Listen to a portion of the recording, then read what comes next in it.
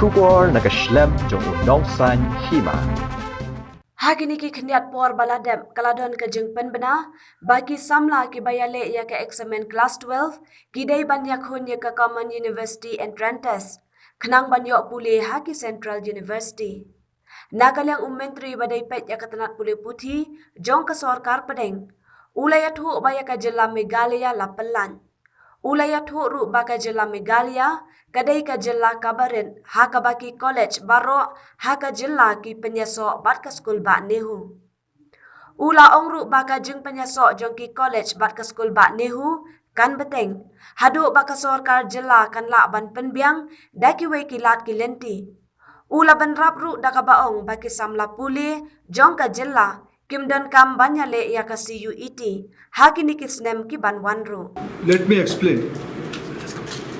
Cuet is meant for Central University admission. Being a small state, Meghalaya, when some state adopted Central University status to from their own state university, this kind of crisis came.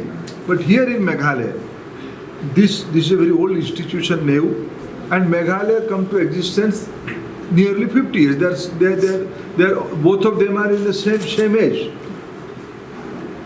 Till now, the state-run college are affiliated to NEU.